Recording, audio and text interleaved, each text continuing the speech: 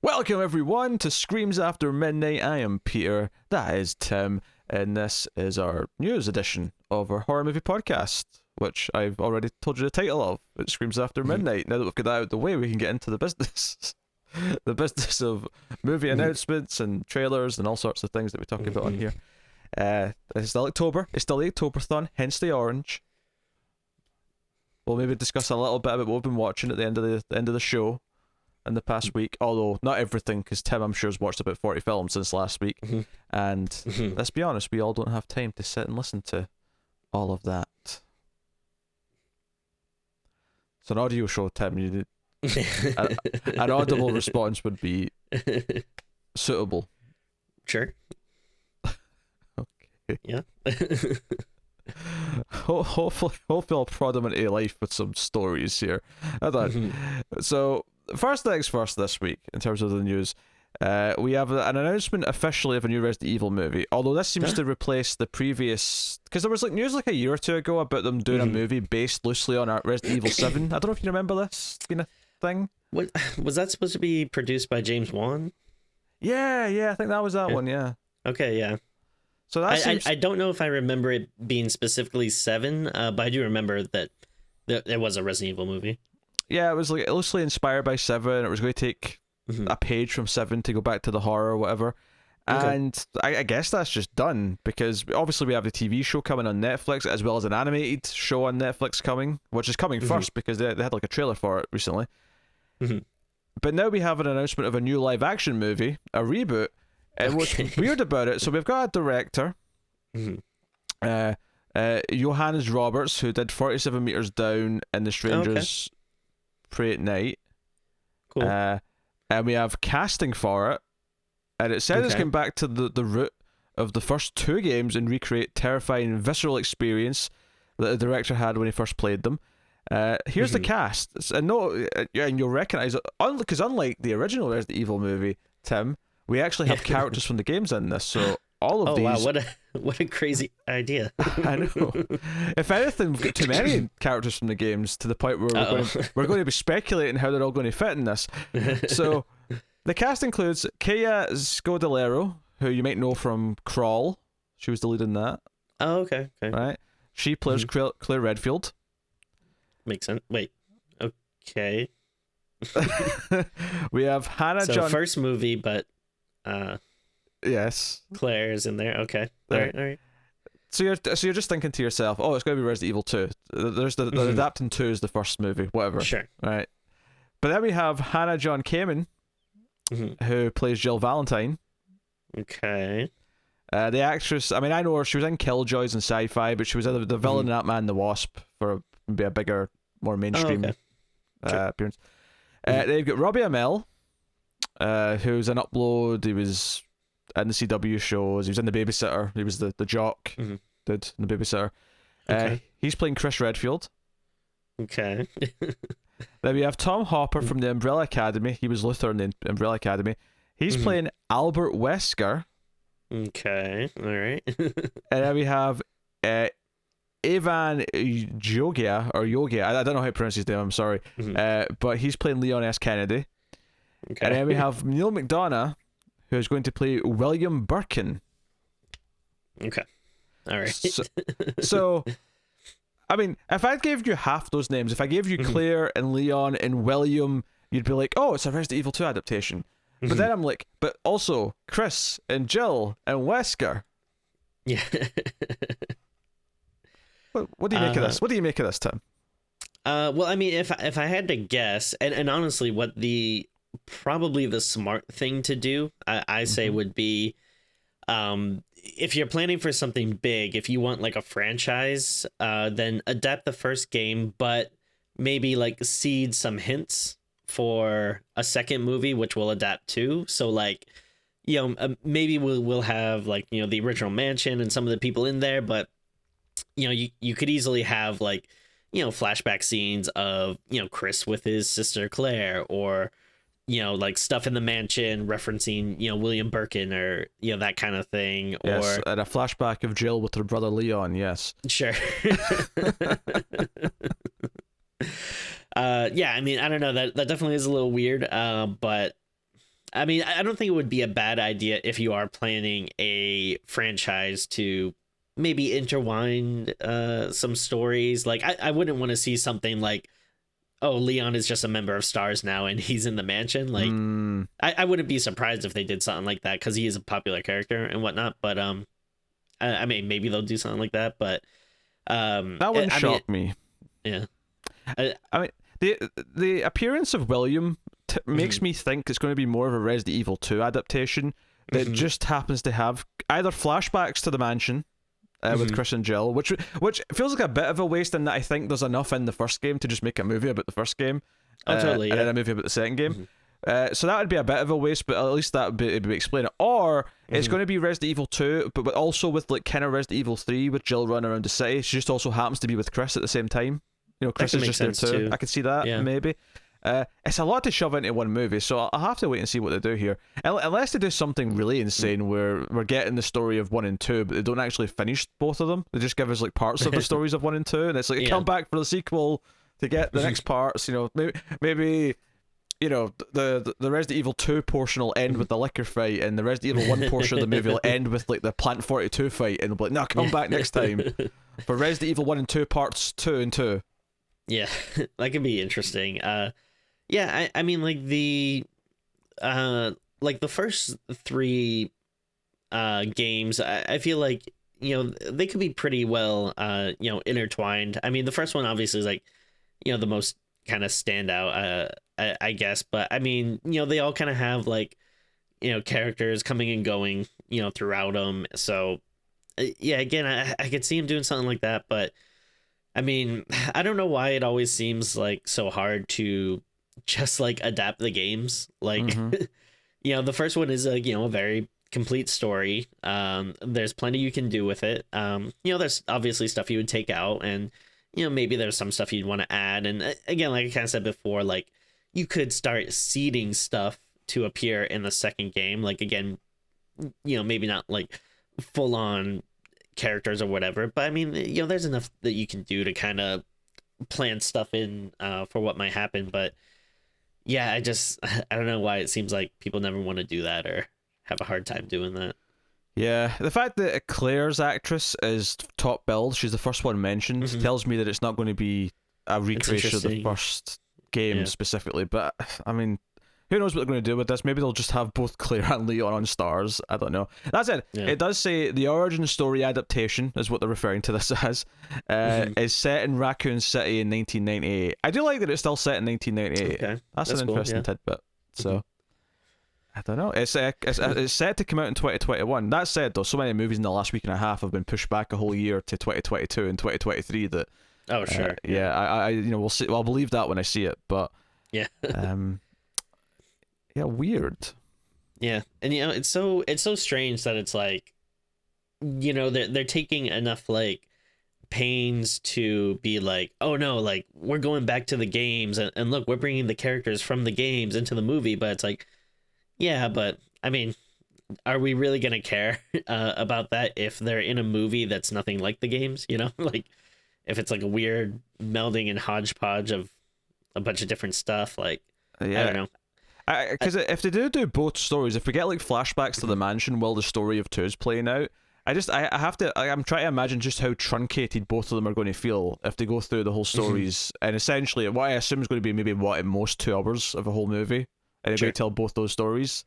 So I am concerned that the casting itself is quite interesting. I think the casting for the most part is fairly promising. Robbie Amell's not a great actor, but he does kind of have a Chris-esque look to him. The one that sticks, obviously, there's a couple of characters who have changed from the games in terms of they've cast like, you know, other races for some of the characters, which is obviously totally fine. I think, you know, let's face it, the cast in the game is like a bit in the all white side, so by all means go in and you know, make some changes. The only one that sticks out to me, even though I like the actor, is I think Tom Hopper as Albert Wesker feels a little bit miscast. He's the only one who I look at there and go, I don't know. And I like him, but he's not slimy, cheesy Wesker. Yeah. Yeah.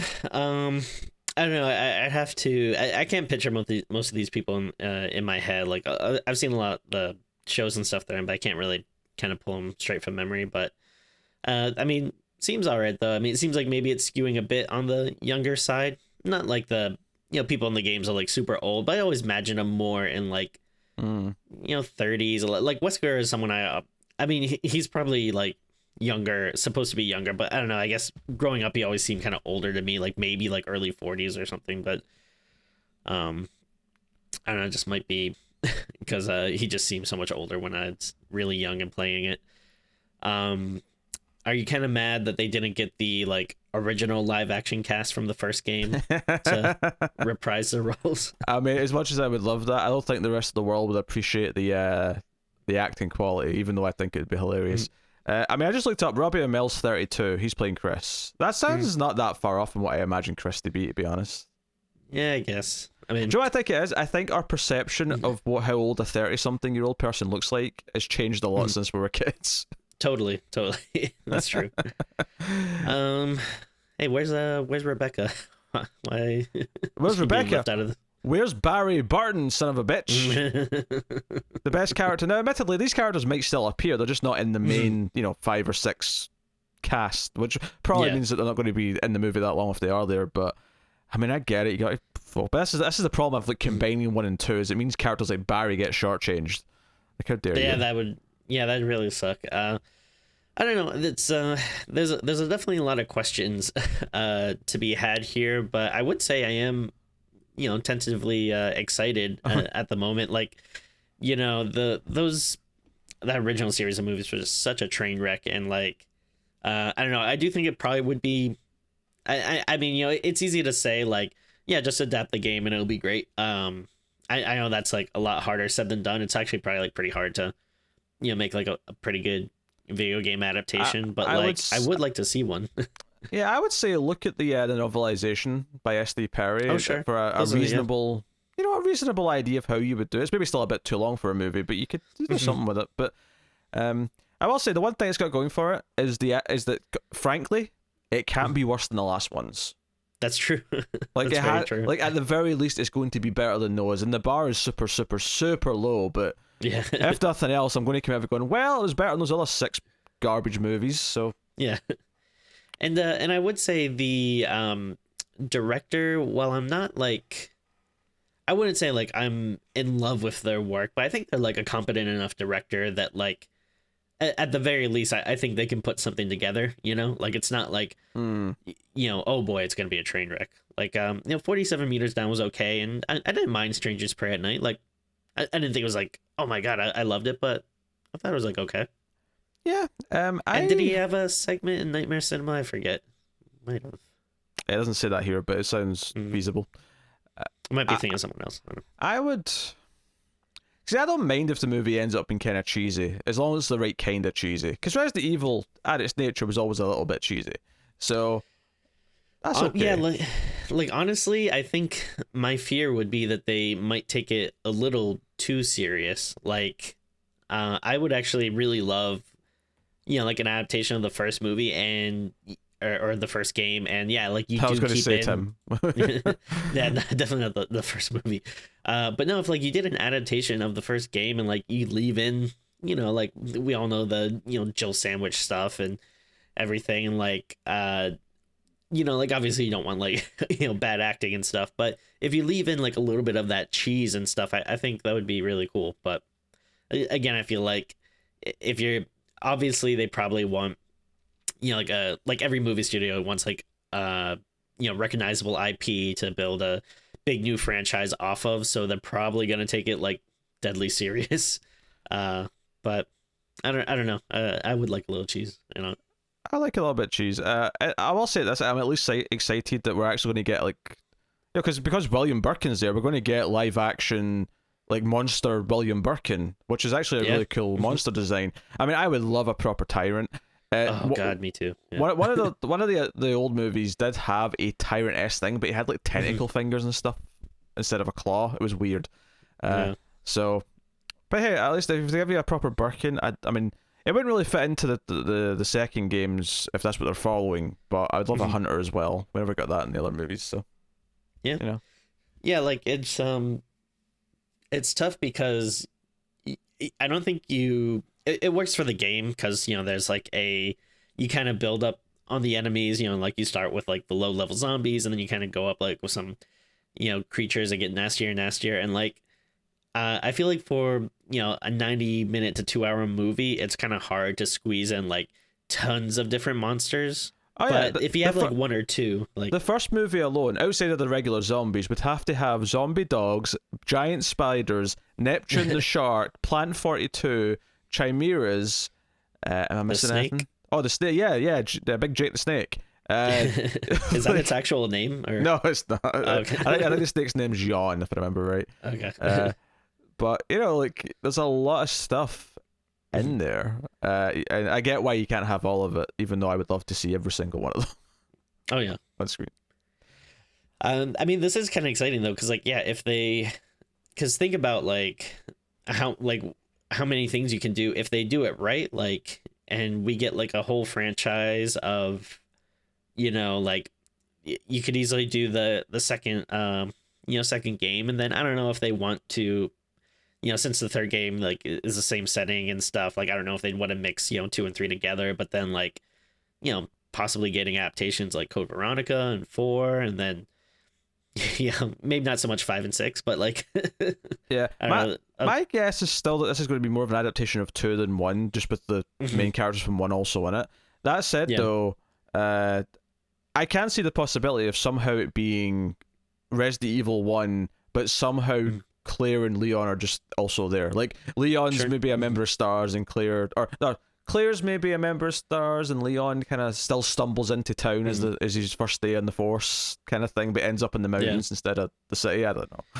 Or even if like I don't know, like I think Claire is definitely easier than Leon. Like, well, I mean, I don't think it's like that crazy to just insert Leon into STARS. Like again, since we like the games, it's like no, that's not how it is. But I mean, for a movie, it's you could easily say that, but I feel like with Claire though, I mean it's easier. Like she could just be looking for if they're in the mansion, so it's like, oh hey, she got like a call from her brother that seemed worrisome, so she followed him, or maybe if she's always tagging along with them or something, I don't know.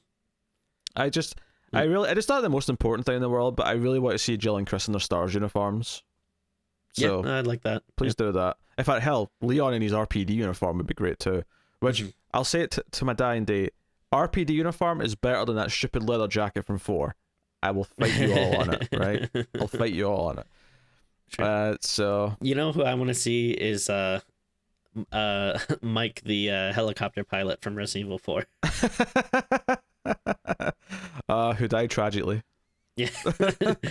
It was such an emotional impact, this character that we knew for like 2 minutes.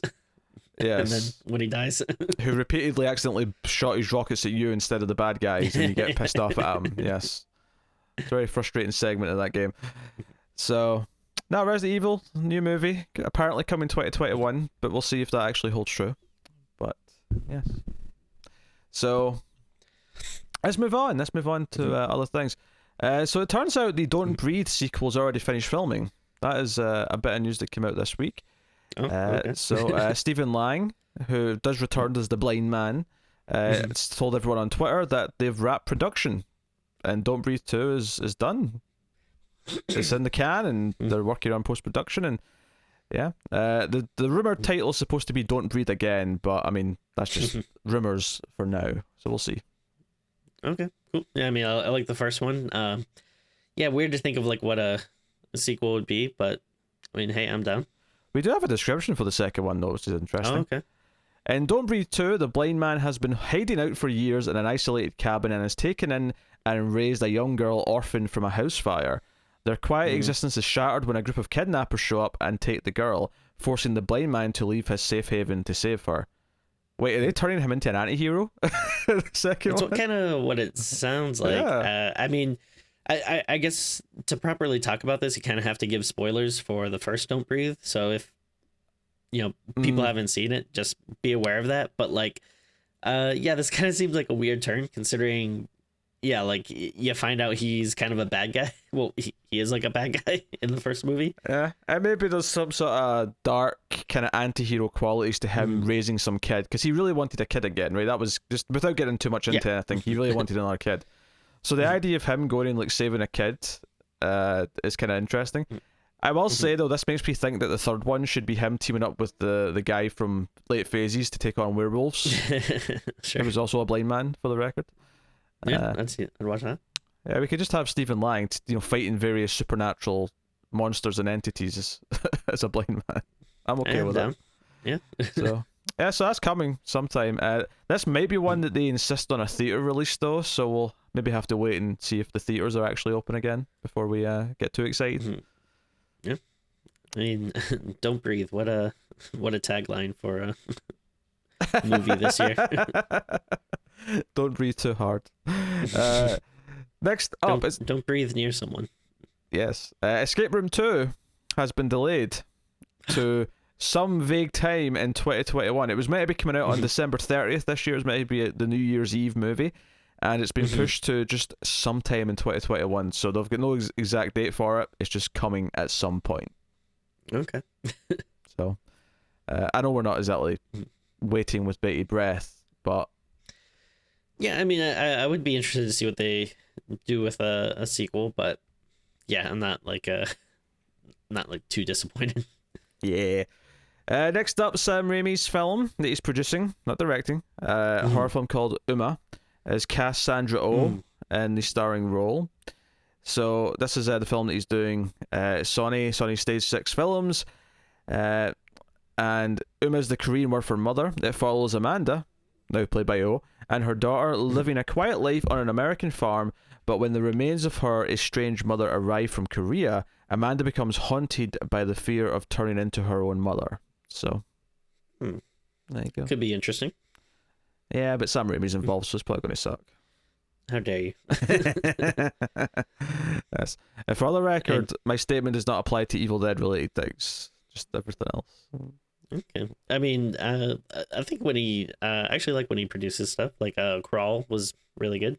Oh, was that him? I didn't even realize that was him, to be honest. I'm pretty sure he produced that. I was just trying to wind you up, Tim. Impossible. I'm the coolest, most calmest I've ever been. Bullshit.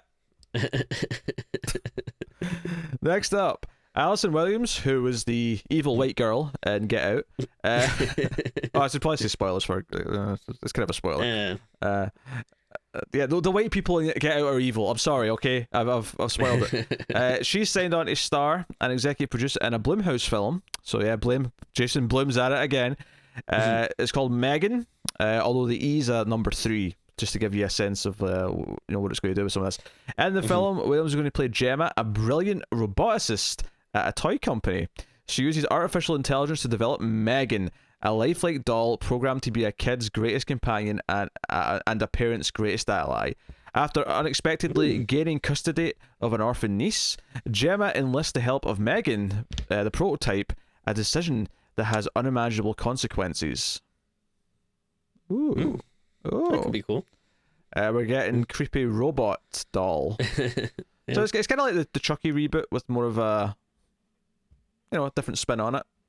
Yeah, which I did like that reboot. So this tentatively has me a bit excited. Yeah, James Wan actually came up with the concept. Akela Cooper wrote the script. So James Wan's not involved with it past that, but I think he's producing it though. Atomic Monsters producing it, so that makes sense. Cool. I mean, yeah, I'm at least interested for now. So it's a collaboration between Wan's company, Blumhouse, and Universal. That's your 3 titans of the industry. Your triforce of modern horror together once again. That sounds interesting though. I'm intrigued. You consider Universal the part of the triforce of modern horror? No, I mean, not really. I was just trying to crack a joke. I mean, okay. the triforce of modern horror is probably what Blumhouse. I don't even know what the other 2 would be. Like, I don't know, Shudder. Does that count? I don't know if that counts. I mean, Lionsgate do all the. No, it's not Lionsgate. It's Warner Brothers and New Line do all the Conjuring universe stuff. Do they count as one of the Triforce? Sure. I don't know. Yeah. Was that like RLDJE or whatever that you see in front of like 50 trailers? Yeah, it tends to be more indie and foreign stuff. I guess that the mainstream Triforce would be New Line, Blumhouse, and then I guess A24. Oh sure, which is still pretty indie, admittedly, but you know, it's more well-known indie now, I suppose. Like they've got a cred. Yeah. Well, why are we debating this? That's your fault. I blame you. Next up, IFC Midnight has acquired The Vigil for release in 2021. This is a movie we did hear about some time ago. I'll remind you what it is, though. So, this is going to come out on February 26th, but here's what the description is. The Vigil is a supernatural horror film set over the course of a single evening in a Brooklyn Hasidic Borough Park neighborhood. Low on funds and having recently left his insular religious community, Yaakov reluctantly accepts an offer from his former rabbi and confidant to take on the responsibility of an overnight shomer, fulfilling a Jewish practice of watching over a body of a deceased community member. Shortly after arriving at the recently departed dilapidated house to set the vigil, Yaakov begins to realize that something is very, very wrong. I actually kind of like the concept of this. Being tasked with like staying with a dead body overnight, and obviously, you know, supernatural stuff's going to happen. It makes me think a little bit of the Autopsy of Jane Doe in some ways. Yeah, my mind was going to this. I think it was like from the 60s, and I forget what country it was from. But this movie VIY, which is like a really good. Sure, yeah. Movie about like having to stay overnight with a corpse. That does sound pretty interesting. I'm intrigued, at least at the moment. Yeah, I'm into the concept, so that's coming out early next year. So that's The Vigil. Next up, this one actually had a trailer, but I didn't send it to you because didn't have English subtitles. But I think it's worth mentioning the news of it anyway, because it's coming to Netflix. Netflix have got the worldwide rights to The Swarm, which is a foreign film about a swarm of locusts. So we're getting a sort of nature monster-esque movie in the style of The Bees and stuff of that nature. And bats. And bats, yes. Which you watched this week because I saw some tweeting about it. I remember enjoying that well enough when I was like 11, but I mean, I don't imagine it's held up very well. It's I actually had a lot of fun with it. I mean, it's very cheesy, but like, so yeah, I wouldn't say a good movie, but if you want like a fun cheesy movie, I think it will fit the bill. I'm alright with that. I'm alright with that fun cheese. Yeah. So in the film, life is hard for Virginie, I don't know. I mean, it's a foreign name, so I'm doing my best. Who lives in a farm with her children and raises grasshoppers to be made into flour. But everything changes when she discovers the locusts have a taste for blood. Interesting. I'm alright for this. Is not a genre we see a lot of these days, so you know what? I'm alright with it. No, I mean honestly, no. I do love like animal attack movies. I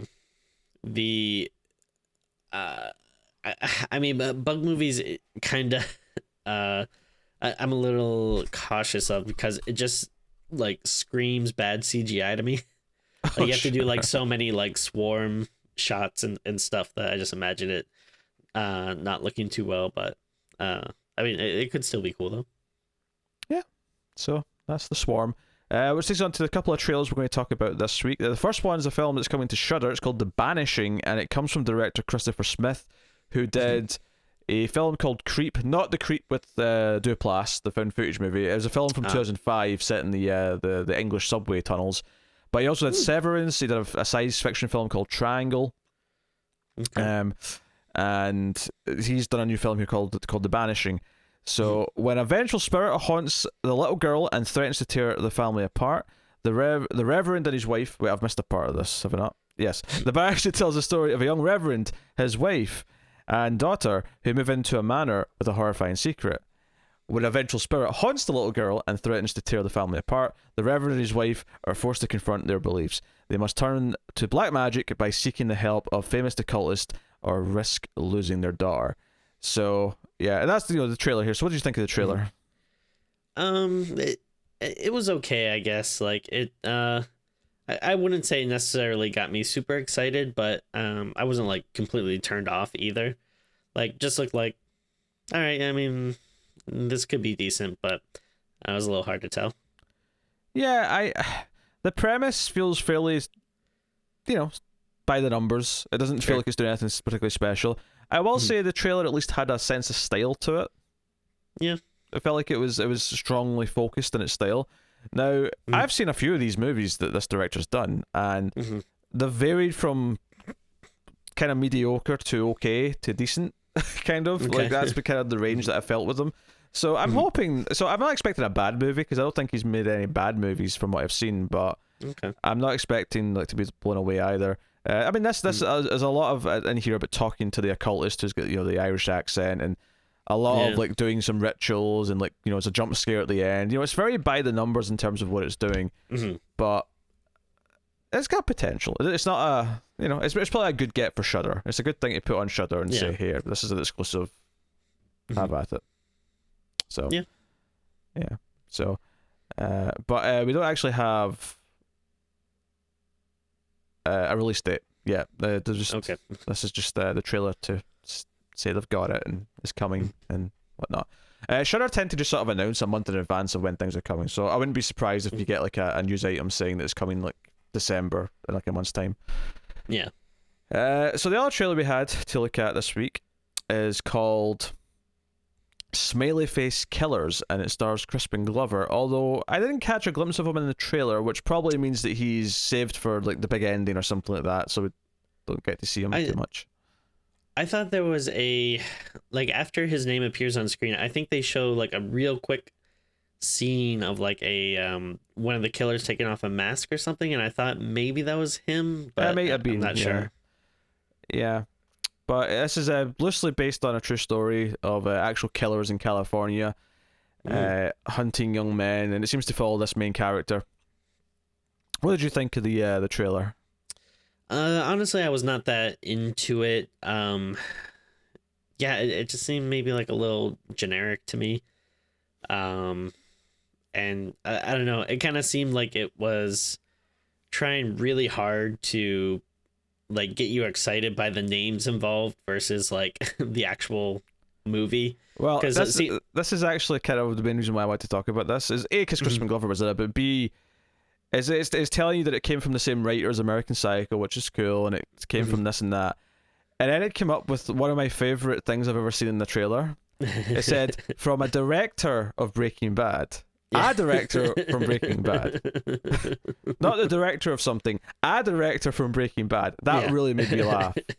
Me too. I was like, I don't think I've ever seen it. And like, it makes sense because, TV shows do have multiple directors and stuff, but like, it's kind of like, funny when it just sounds very blasé to be like, one of the directors from that show. Yeah, it made me chuckle. It was kind of the main thing I wanted to talk about more than anything. The trailer as a whole is just kind of fine. I did think some of the acting felt a bit in the indie sort of weak side. Yeah. I don't know. Like I'll definitely be down to watch this, but it just felt like nothing like super interesting that I've seen before, and I don't know, like nothing about it really stood out to me. Yeah, so that's coming on December 8th, on demand, Blu-ray, DVD, all the home formats that you can possibly think of. Well, except 4K Blu-ray, because small movies like this don't tend to get that. But sure. There you go. So that is Smiley Face Killers. So there you go. That is the news for the week. So I will ask Tim to tell me his standout movie that he's watched this week. That wasn't for review, of course, just something he's watched for his October. I'll do I have a few quick things I want to mention. Sure. I'll keep it very fast, but first, I finished all of the One Missed Call trilogy, Japanese horror film from the early 2000s. First one directed by Takashi Miike, which That one's probably the best. Honestly, overall, I wasn't too crazy about the series, but I did want to bring it up because I think there's like one thing that you might like. So like, it's so basically, the basic premise of it is, you get a call, and the call like will basically like tell you about your upcoming death. Like it'll be like you'll get a phone call, and then it'll just be like you screaming something, and then whatever, sometime later it'll come true. And it's a little Final Destination-y because it's kind of weird because like some of the deaths are like it almost seems like the Final Destination thing where it's like a bunch of stuff in the environment is goes haywire and like causes a big elaborate death, but then also sometimes it's just like a ghost kills you, which is kind of weird. No consistency is what you're saying. Not a ton, but the first one's pretty decent. Second one was okay. It's kind of like the same as the first, just like bit of a new tie to the story. But one of the reasons why I wanted to bring it up is because the third one, because I think you'll enjoy what they do with the third one, because they add like a rule to it, which I think is really fun. I love rules. You know me and rules, Timmy. So in the third one, it's like this this like high school class. They go on a like school trip to Korea, and basically there's like this new ghost, and it's doing the same thing. It's sending the calls, warning people about their death. But they introduce the fact that if you get the call, you can actually forward it to someone else. And so and you can only do it one time. So like so you can't just keep forwarding it forever and ever. It can only be forwarded once. But then it's a really cool element, because then what that does is obviously you have people being afraid of dying from the ghost, but then also whenever anyone gets the call, because it's always like the same ringtone when you get the call, like you'll have like these group of students, and then they'll see someone gets like the call, and then everyone turns on that person to like like get him, like make sure he doesn't forward it to me, and like, hey man, like you wouldn't want to do that to me, right? Come on, we're buddies, like I like you, come on. So yeah, like unfortunately I don't think the movie is like that great. It might actually be my favorite just because it is like a little cheesier and funnier, but I just really like that wrinkle that they add. I think it makes it really interesting. That is intriguing. And then just two other things real quick, unless you had a question about One Missed Call. I was just going to say, look out for probably an October thon. Oh, sure. Years to come, it'll be one of the short franchises we'll pump out 1 October. But continue. So another one I had heard about, I think probably like from like Bloody Disgusting or something, that sounded interesting, and actually just blind bought the Blu-ray.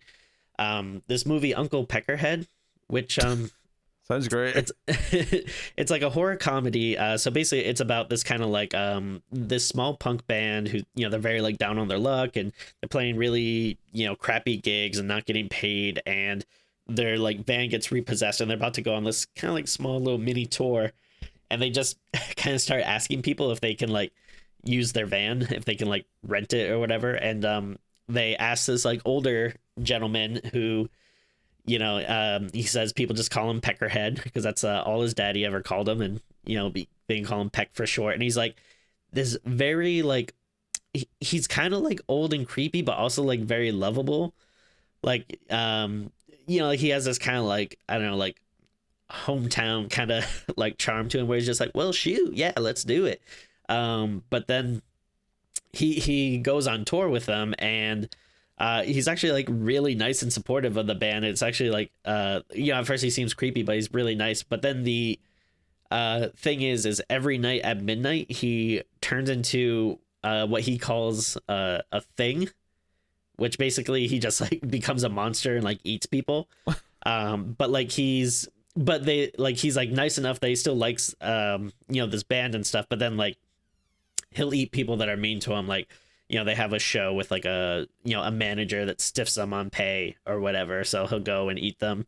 And I actually thought it was like a really charming like little movie. It's like pretty low budget, it's very independent, but there's some like decent gore, and I think the characters are all really likable. And it kind of reminded me of like uh like an earlier mid 2000s indie movie that I don't know, I feel like you don't see as much anymore. Where it does have kind of this crazy concept, but like very lovable characters, and it's presented very well. So yeah, I don't know if it's really streaming anywhere. I don't know if I would say people just blindly buy the Blu-ray or DVD. I'm actually glad I bought it because I like it and will probably watch it again. But I mean, I don't know. If you watch the trailer and it looks up your alley, I would recommend checking it out. And then just one last quick thing. I watched a movie from. I thought it was newer, but I guess it's from 2018. But it's a Korean found footage movie called Gonjiam Haunted Asylum, which is streaming on Prime right now. And it's a pretty typical found footage movie. Like story wise, it's nothing you haven't seen before. It's a YouTube horror show that investigates scary places, and they investigate this, supposedly extremely haunted, mental asylum. So like story wise, it's nothing too crazy, but I gotta say, it is one of the creepier things like I've seen in a while. And like, I don't want to give anything away, but there was like one scene that like genuinely creeped me and my wife out. like she hasn't done this in a while, but like if she gets really scared, like in a movie, like she'll grab my arm, and like we were kind of just very lazily watching this on the couch, and there was like this one scene that was just like so freaky that like she was like on her back, but she had to like scramble up like to grab me. She was like, oh my god. So yeah, I mean, I don't want to hype it up too much, but again, I thought it was like, in terms of like found footage, I think this is a very good one. Okay, all right, interesting. A couple of things to mention. So anyone who joins the live streams that I do over on the Male Fuzz Live channel will know that we had a sort of tipping competition last month to see who would get to pick the main theme for what we watch on the watch party style streams through October, and the theme that was picked was horror from the deep, meaning aquatic, maybe fish monsters or anything that kind of falls into that kind of loose genre. And the two stuff that I've watched since the last news, one of which is pretty mainstream and I just never seen it, and that was Deep Rising, which is from Stephen Sommers, who went on to direct The Mummy. So okay. I went into it not really knowing like how much of a horror movie it was really going to be, and it actually is, because once it gets going, it becomes pretty clear that it's a rip-off combination of Titanic meets Aliens. That's what it is. Okay. Tentacle monsters cool. And a ship that's kind of sinking. With a group of like mercenaries and thieves who are trying to like rob this rich ship, but then and there's some cast, Femke Jensen's in it. Okay. If you know her, the guy from what was that zombie buddy cop thing? Dead Heat. Oh, Dead Heat. Yeah, there was the main guy from that was like the main dude in it. Okay. Honestly, it was a decent cheesy time. I mean, the dialogue is terrible. Every that's what something we were saying as we were watching it is that every line that comes out the main character's mouth sounds like it was written so that it could be put in a trailer on its own. So it's a lot of that.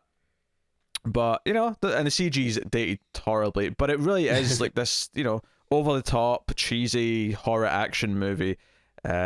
Down to the fact that it ends with what I'm going to assume inspired the ending of Resident Evil 4, the video game, with a jet ski section of like trying to escape an exploding ship. So I think it's worth it. Honestly, it was a fun time, and I think Stephen Sommers, I don't think he's done anything super worthwhile after the first Mummy movie. Like Van Helsing was trash, the third Mummy movie was really bad. So, but honestly, there's a fun time. I wouldn't say no to it. So that's Deep Rising from 1998. Yeah, I was surprised I'd never seen it. It was one of those things that I'm shocked this is not something I saw on cable, on a movie channel at some point in my early teens, but somehow I just never did. And then the other thing I watched was from 1977. It's called Shockwaves, and it is so it's about characters on a boat. You've got a couple of known faces in there. Peter Cushing's in there kind of as a villain, and you've got John Carradine, who's David Carradine's father, is like the captain of the ship, and basically it's a group of tourists who end up sort of stranded next to like an old derelict ship in an island where during World War II like Nazi scientists were trying to like make zombies. So it's actually kind of a zombie movie, but it fills the criteria of this genre because A, it's very boat focused and water focused, but the zombies always come out of the water and they don't really act like normal zombies. They kind of just walk up and kill people. There's no eating, there's no other things. But the sad part about this is that the first like 20-30 minutes, well, it's a little bit off and weird, has kind of a cool tone. The music's kind of nice. It feels like it's kind of setting up for a fun little B movie from the 70s. The last hour of it though, sadly, is like so much boring walking through like the island like jungle and very little happening. It's very slow paced. By the end of it, I was just praying for it to end. I was so bored. So had kind of a promising start, but it was just really dull after that, unfortunately. But yeah, I've heard of this movie. I've never actually seen it though. But yeah. I thought because it had like a special edition Blu-ray that I was in for a good time. Yeah. I was like, oh, people care about this one because it was good. But honestly, after the first like 20-30 minutes, it just kind of went really downhill in a really not even like a fun way, just in a really boring way. Which that's the worst. So yeah, that's what I wanted to mention. But hey, so there you go. That'll wrap up our horror movie news this week. And it's probably worth mentioning that we're only going to have another couple of these, I think, before they go on hiatus for kind of an indefinite amount of time. We're going to keep doing them till the rest of October. But because Tim's going on paternity leave early next year, we're going to be spending all of our sort of recording time banking episodes for that duration. So on the off chance that we can use that time to get some extra episodes banked, all the news episodes will be stopping at the end of October. They will be back sometime in late spring, give or take. But that's the plan. Yeah. Maybe if there's like huge breaking news, maybe we can do like a short one or something, like a special, just because something happens that's worth. Yeah. If they release a trailer for this Resident Evil movie or something, like that'll probably be something we want to talk about. Oh yeah, or they announce like, oh, Friday the 13th's back and here's the cast for it or something. We'll do a quick thing. Yeah. I mean, so I mean, it's not impossible. You might see the odd thing sprinkled here or there, but the idea is that Tim will be on essential recording vacation for a few months at the start of the year. So, so in preparation for that, we're going to be stopping the news a little bit earlier so we can bank up. But there's a couple more still to come. We're going to keep them going till whatever the last recording day in October is, which I haven't checked when that is. Does that mean there's two more? I assume that means there's two more. Yeah, there's two more. Yeah, it's not a tumor, but yeah, it's not a tumor. Oh well. Anyway, what do I usually say at the end of these? Thank you very much. Please hit the like button. Liking is super important on YouTube and helps us out a lot and lets more people find us. You can also support us financially over at patreon.com/MailFuzzTV for as little as $1 per month and get an exclusive extra episode of Screams After Midnight every single month. And you can also, of course, get early access to the review episodes and other things like that over there. So go and have a look and see if you're interested in helping keeping all the content coming and feeling warm and mildly fuzzy in your cold black hearts. Thank you very much. Also catch us on Twitter at Screams Midnight for updates and rambles and weird jokes from Tim. So yeah, that's pretty much it. Thank you very much. Yeah, keep looking out for more episodes throughout October. Bunch of extra ones, of course. Just yesterday, by the time this goes up, Evil Dead 2 will have been up. So go and have a look at that and look forward to Evil Dead 3 and the reboot from 2013 throughout the rest of the month, as well as other episodes that are coming. So that is us. Thank you once again for watching or listening. We always appreciate it. Keep watching scary movies, and we will see you next time.